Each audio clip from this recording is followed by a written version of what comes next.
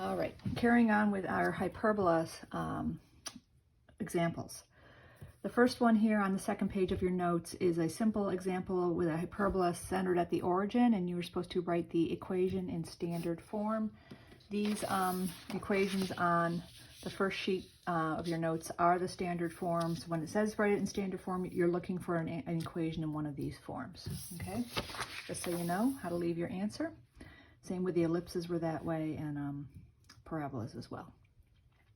So, we were given the vertices and foci. Even though they did not say you had to do a drawing, a sketch is always useful to figure out things like, well, the center you know is at the origin, but to figure out is it horizontal or vertically oriented and things like that. So I've graphed the points we were given. These are my vertices here and here. It's at 7 and -7, and my foci are at 8 and -8. And the hyperbola would be wrapping sort of around the foci like that, and pointing away from each other. I know A is 7 from this given information. That's the distance from the center to one of the vertices. And C is 8. That's the distance from the center to one of the foci. We need to figure out B to write our equation. So we're going to use the A squared plus B squared equals C squared equation. That always holds with hyperbola. And plugging in, we have 8 squared equals 7 squared plus B squared. Carrying on, you get B squared equals 15, or B is the square root of 15. Next choice is what equation are we going to use since we're centered at the origin? We're going to use one of these two on the first page, but we have a horizontal transverse axis, so we're going to use this standard form. So I've written that here. And the reason is horizontal transverse axis means you use this form and centered at the origin, these two things. So we need to plug A and B in. A is 7, so we have 49 as the denominator under the x squared minus y squared over b squared, but b squared is 15, or b is square root of 15, but squaring it gets you 15. So that's your answer. Okay, so that's how to do one at the origin, at least when this is your given information. The next one's a little more complicated because the center is not at the origin, but you also have to write your equation in standard form, so your answer is going to look like one of those equations on the first page of the hyperbola with these characteristics. So, vertices were at 3 and 2. Those points I've graphed here and here. That's a vertex and that's a vertex.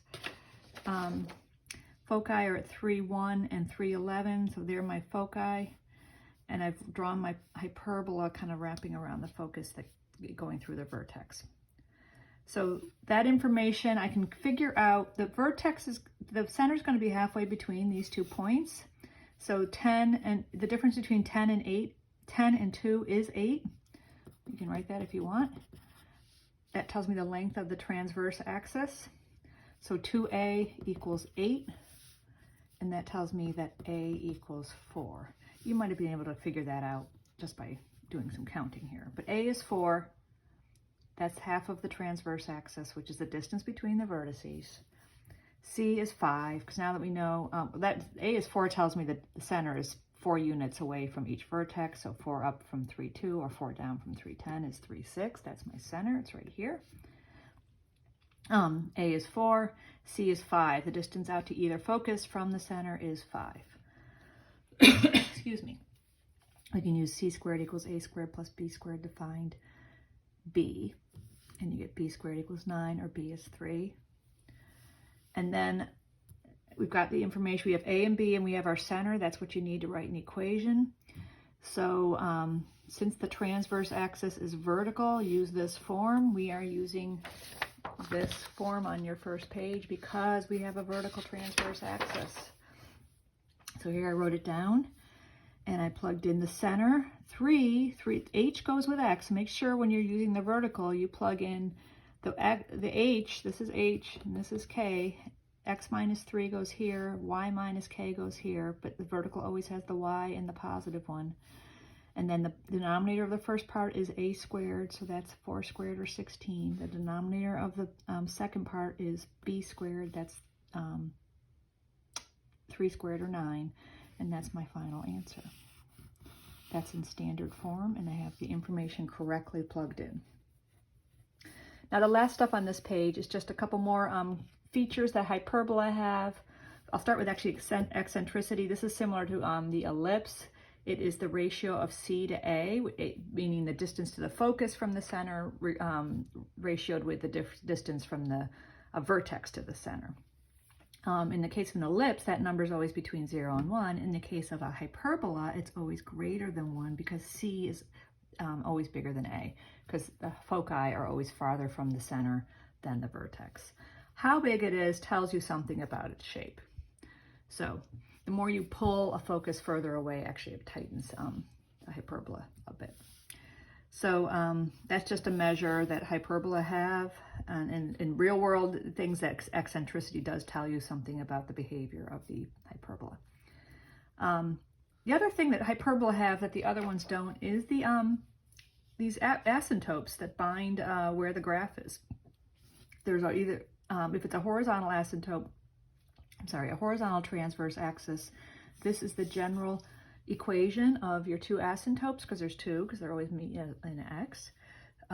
This is k equals plus or minus b over a times x minus h. There's no squares here. These are lines. So this is just a linear equation plugging in the features of the hyperbola.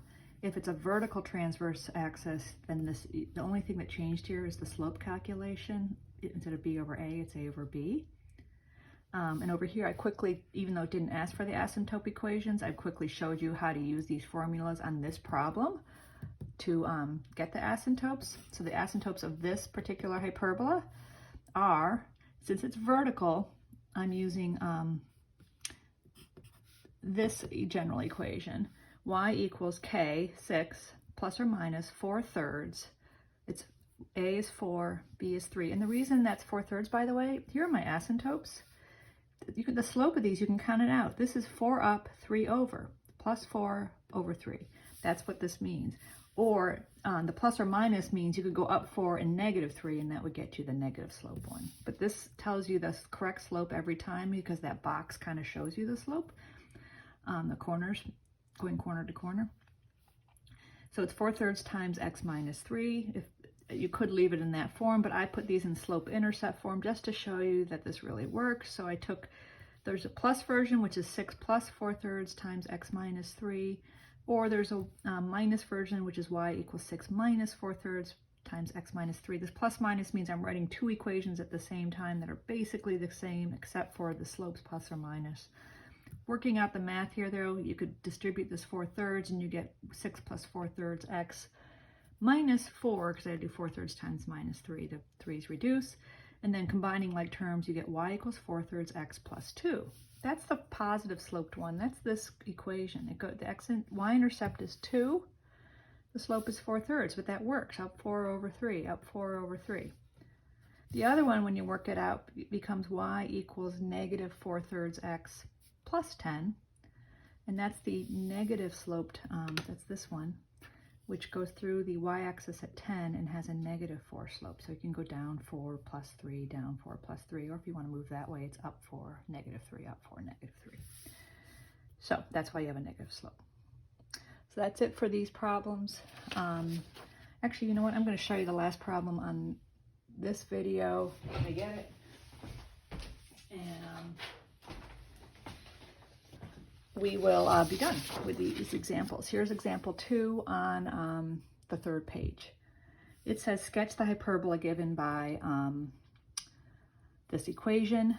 The first step is divide by this number, because we want this to be 1. So you want the right side to be 1, and you're going to divide by 225 to make it a 1 and see what happens on the left. You have to divide both terms by 225, and it becomes x squared over 25 on the first term minus y squared over 9, because 25 over 225 is 9, 1/9, and 9 over 225 is 1/25. That tells me a is 5, that comes from that, and that tells me b is 3, because this is b squared under the second term always. So I can figure out c, and I get square root of 34. So, oh, and I know my center, since this the general form doesn't have an x, an h, or a k in it, is 0, 0. So from my center, I can, which is 0, 0, I can count out a, which is 5. we have to decide if this is vertical or horizontal. This, the general form here tells me this is a horizontal transverse. Why do I know that? Because the x squared is the first term over a squared, and the y squared is in the minus term. So that tells me from the center I can count out 5. 1, 2, 3, 4, 5. That's a vertex. And then I count 5 in the other direction. 1, 2, 3, 4, 5. That's a vertex. So my vertices are at plus or minus 5, 0. So it's 5, 0 and negative 5, 0. I know my foci, even though it didn't ask for it, but if it did ask for it, are going to be C out. So it's plus or minus the square root of 34, 0, or you could write the approximations 5.83 positive or 5.83 negative. So my focus is here and here. This is a vertex, this is a vertex. B is 3. So when you graph these, I want you to do this as carefully as I'm about to do. You don't want to just do these quick things. If you're asked to show a graph and that's your answer, you do want to find B. Go up 1, 2, 3 to make this box. 1, 2, 3. So B's here and here. That's not a point the graph's going to go through, but I'm going to do in dotted lines. I'm going to make this box that has dimensions 2A by 2B. And then I'm going to draw the asymptotes through the corners with a dotted line, carefully. And I'll do this one. There's my corner. I have to go through the center and this other corner. Here we go. All right, so those are my asymptotes.